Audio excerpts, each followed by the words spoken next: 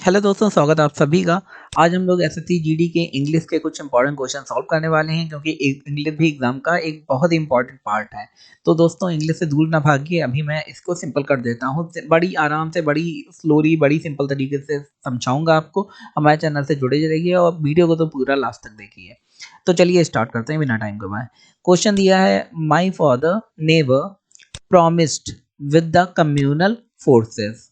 तो इसमें दिया है कि मेरे फादर, मतलब कोई लड़का या लड़की कह रही है कि मेरे फादर कभी भी कम्युनल मतलब धार्मिक झगड़ों से या धार्मिक ताकतों से उनके फेवर में नहीं रहे, उनके साथ नहीं रहे धार्मिक ताकतों के।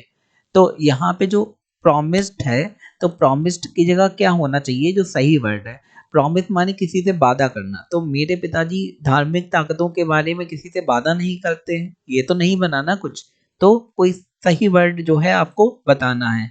यहाँ पे वर्ड दिया है प्रॉमिस्ड, मतलब वादा करना। एडजस्टेड, धार्मिक ताकतों से एडजस्ट करना।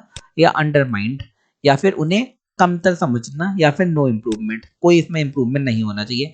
तो यहाँ प्रॉमिस्ड की जगह क्या होना चाहिए, ये आपको बताना है।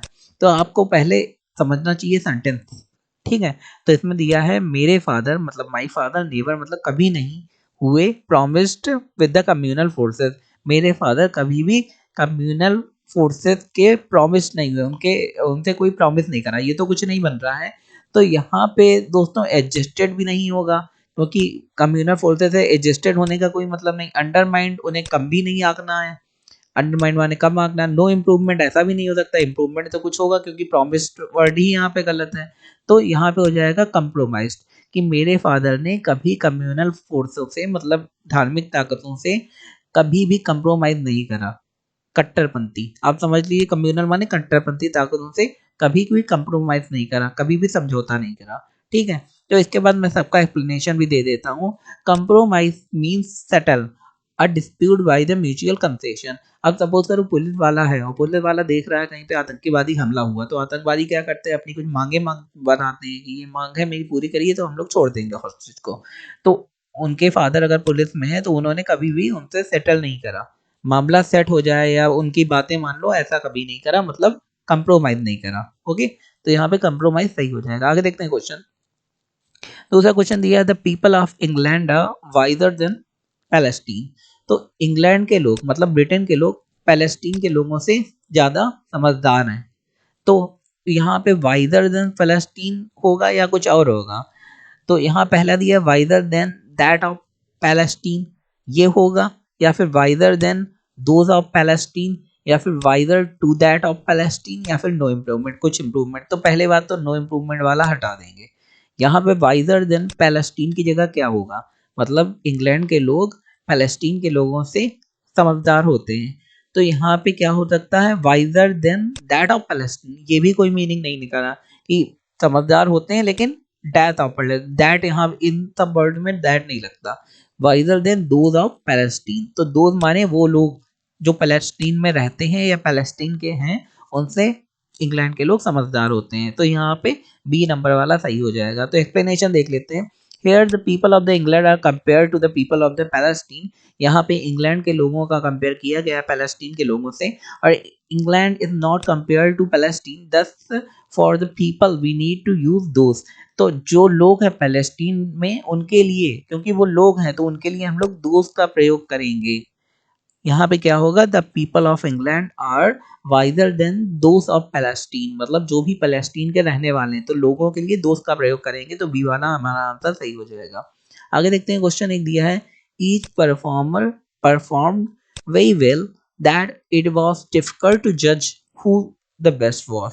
तो हर परफॉर्मर ने इतना अच्छा परफॉर्म किया कि ये कठिन हो गया जज के लिए पता करना कि किसने सबसे अच्छा परफॉर्म किया।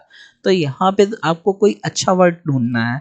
यहाँ पे वेरी वेल की जगह क्या हो सकता है, सच वेल दैट, या each performer perform such well that. यहाँ पे it was difficult, such well that नहीं बन रहा है, जो मीनिंग बन रहा है वो द, फिर सो वेल दैट है। तो each performer perform so well that it was so well हो सकता है ना। आगे नो इम्प्रूवमेंट तो होना ही नहीं है, इम्प्रूव तो कुछ होगा। और इसके अलावा such very well that, such very well that का भी कोई मीनिंग नहीं निकल रहा है।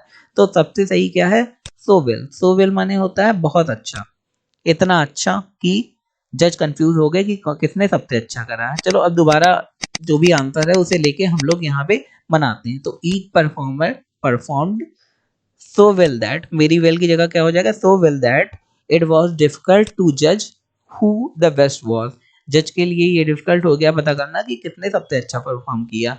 तो यहाँ पे एक्सप्लेनेशन भी दी गई है। so is used with that, जो so है उसका यूज हमेशा that के साथ करते हैं। ठीक है, ये चीज आप ध्यान रखिए कि अगर so का यूज है तो so का यूज that के साथ करते हैं। to add extra information usually as a result of consequences, that का यूज क्यों करते हैं सो के साथ, जिसके हम लोग और भी इंफॉर्मेशन, ज्यादा इंफॉर्मेशन दे सकें कि इतना अच्छा परफॉर्म करा, so well that it was difficult for the जजेस to find out who is doing best. Okay, आगे देखते हैं। Select the most appropriate meaning of the given item, एक फ्रेज दिया गया, आइटम दिया गया, इसके लिए सबसे अच्छा वर्ड या मीनिंग समझना है। तो क्या है आइटम, टू पे throw the nose. To pay through the knows मतलब नोज से पे करना। तो ये तो एक इंग्लिश का आइटम है, लेकिन इसका मीनिंग आपको बताना है कि नोज से पे करने का मतलब क्या होता है। To pay through the nose का मीनिंग होता है टू पे विलिंगली, या फिर टू पे एक्सेसिवली, या फिर इजली, या फिर रिलक्टेंटली। तो यहाँ पे विलिंगली माने अपनी इच्छा से देना। ठीक है, तो to pay through the knows तो विलंगली यहाँ पे नहीं होगा, अपनी इच्छा से कोई नहीं दे रहा है यहाँ पे। टू पे इजिली, इजिली माने होता है आराम से भी कोई नहीं दे रहा है। टू पे एक्सेसिवली मतलब बहुत ज्यादा देना, ये आपका सही आंसर हो जाएगा। तो अगर ऐसा कोई फ्रेज आता है to pay through the knows, तो आप क्या करेंगे, टू पे एक्सेसिवली मतलब बहुत ज्यादा देना, जरूरत से ज्यादा देना। तो यहाँ पे देखते हैं, the item to pay through the nose means pay an excess amount of the something. To pay through the nose का मतलब होता है किसी चीज को बहुत अधिक मात्रा में देना। For example, they paid through the knows for the 1-to-1 intensive tuition. तो उन्होंने एक ट्यूशन लगाई, लेकिन उसके लिए बहुत ज्यादा पे कर दिया पैसा। आगे देखते हैं, क्वेश्चन दिया है, this crime makes a man liable for transportation till his life. तो ये जो क्राइम है इसके लिए इंसान जिम्मेदार है। तो यहाँ पे for transportation till his life, तो यहाँ पे ट्रांसपोर्टेशन होगा टू टिल हिज लाइफ, या फिर कुछ और होगा यहाँ पे, ये आपको देखना है। तो यहाँ पे to transportation to life, for transportation for life, या टू ट्रांसपोर्टेशन फॉर लाइफ। तो यहाँ पे ये तो दिया ही है फॉर ट्रांसपोर्टेशन टिल लाइफ, तो यहाँ पे टिल की को हटा के कुछ और लगाना है आपको। तो this crime makes a man liable to, देखो जब ऐसे लाइबल आ जाए या ऐसा कुछ आ जाए, जब आप सेंटेंस बोलेंगे तो आपको समझ में आएगा कि यहाँ पे फॉर नहीं लगेगा, यहाँ पे क्या लगेगा, यहाँ पे टू लगेगा। लाइबल माने होता है किसी को जिम्मेदार ठहराना। ठीक है, तो किसी को लाइबल का मीनिंग ही होता है कोई जिम्मेदार ठहराना, तो उसे पनिशमेंट या फिर पेनाल्टी देना कि आपकी गलती है। तो this crime makes a man liable मतलब उन्हें जिम्मेदार ठहराया जाता है। टू ट्रांसपोर्टेशन टू लाइफ ये नहीं होगा, फॉर ट्रांसपोर्टेशन फॉर लाइफ ये भी नहीं होगा, टू ट्रांसपोर्टेशन फॉर लाइफ ये वाला आपका सही होगा।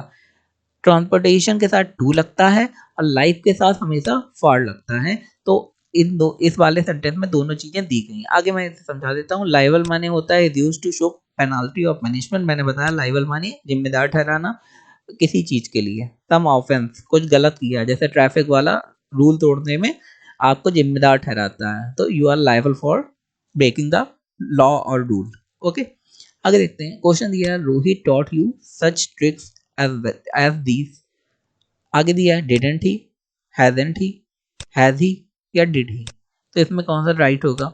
इसमें दिया है Rohit taught you such a trick as these. तो अगर आपने ग्रामर पढ़ी होगी तो आपको पता होगा यहाँ पे वर्ब की कौन सी फॉर्म दी है, सेकेंड। और वर्ब की जब सेकेंड फॉर्म दी होती है, कोई वर्ब अलग से नहीं दिया होता है, तो फिर उसके लिए क्या होता है, पास्ट इंडेफिनिट टेंस या फिर simple past tense. Simple past tense में जब नेगेटिव का फॉर्म होता है तो क्या लगता है, डिड। ये अगर आपने पढ़ा होगा। सिंपल प्रेजेंट में डज या डू लगता है और सिंपल पास्ट में डिड लगता है। ठीक है, तो इसमें दिया है Rohit taught you such tricks as these. Rohit ने तुम्हें कुछ ट्रिक समझाई हैं, बताई हैं, पढ़ाई हैं या नहीं। तो या नहीं के लिए हम लोग ये लगाएंगे डिडंट ही। मीन्स जब हम लोग किसी सेंटेंस को बोलते हैं और उस सेंटेंस को बोलने के साथ कंफर्म भी करना होता है सामने वाले से, तो हम लोग डिडंट ही या हैजंट ही लगाते हैं लास्ट में। तो यहाँ पे डिडंट ही लगाना है। क्यों लगा रहे हैं? क्योंकि यहाँ पे पास्ट टेंस की बात हो रही है और ये डिड भी पास्ट टेंस में लगता है। अगर आपको टेंसेस की नॉलेज है तो आप इस क्वेश्चन को सॉल्व कर लेंगे। आगे देखते हैं question. Select the word which mean the same as the group of the words given. तो यहाँ पे एक वर्ड दिया है, उसका मतलब क्या है आपको बताना है। Person with odd personality. Odd माने अलग।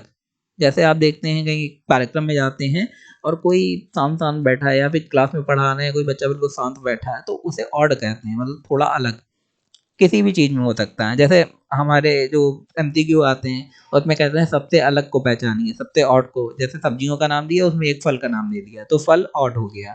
तो यहाँ पे लिखा पर्सन विद ऑड पर्सनैलिटी, एक ऐसा व्यक्ति जिसकी पर्सनैलिटी ऑड है, अलग है। तो उसे क्या कहेंगे?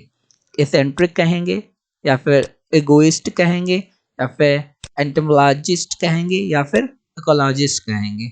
ईगो माने होता है घमंड करना। तो अगर कोई अलग है तो जरूरी तो नहीं घमंड करे, ठीक है। और एंटोमोलॉजिस्ट माने होता है unconventional and slightly strange. Unconventional माने कुछ अलग होना है इंसान का, वैसा भी नहीं है। इकोलॉजिस्ट माने ये तो एक फील्ड हो गई, अ पर्सन हु स्टडीज और extend in the branch of zoology. तो ऐसा भी नहीं है। तो हम लोग यहाँ पे क्या करेंगे? एसेंट्रिक। ठीक है, आपको समझ में आ गया। आगे मैं मीनिंग भी बढ़ा देता हूँ। Let us learn the meaning of all the word. Eccentric माने होता है unconventional and slightly strange. Eccentric माने होता है अनकन्वेंशनल, जो दूसरों से अलग हो। तो एसेंट्रिक इसका आंसर आ गया। जो ऑड है मतलब इसेंट्रिक है। इकोइस्ट क्या होता है? जिसके अंदर घमंड टाइप को, सेल्फ सेंटर्ड आदमी। या एंटोमोलॉजिस्ट माने क्या होता है? अ पर्सन हु स्टडीज और is an expert in the branch of zoology. Zoology में जो एक्सपर्ट है उसे एंटोमोलॉजिस्ट कहते हैं। कंसर्न विद द इंसेक्ट, जो इंसेक्ट के बारे में पढ़ता है। आगे देखते हैं। Select the most appropriate meaning of the given item. तो इस आइटम के लिए अप्रोप्रिएट मीनिंग आपको फाइंड आउट करना है। क्वेश्चन क्या है? गेट आउट ऑफ हैंड, हाथ से निकल जाना। तो हाथ से कोई निकल गया तो इसके लिए क्या करेंगे? अप्रिशिएबल। अप्रिशिएबल माने प्रशंसा होता है, तो हाथ से निकलना और प्रशंसा का कोई भी मिलान नहीं है, हटाओ इसे। अनकंट्रोलेबल इसका हो सकता है कि कंट्रोल से बाहर है। मैनेजेबल,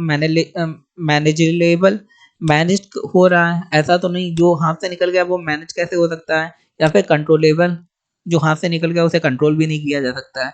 तो कंट्रोलेबल रॉन्ग हो जाएगा, मैनेजेबल रॉन्ग हो जाएगा, या फिर अनकंट्रोलेबल राइट होगा। जो हाथ से निकल गया मतलब आपके कंट्रोल से बाहर निकल गया, अनकंट्रोलेबल।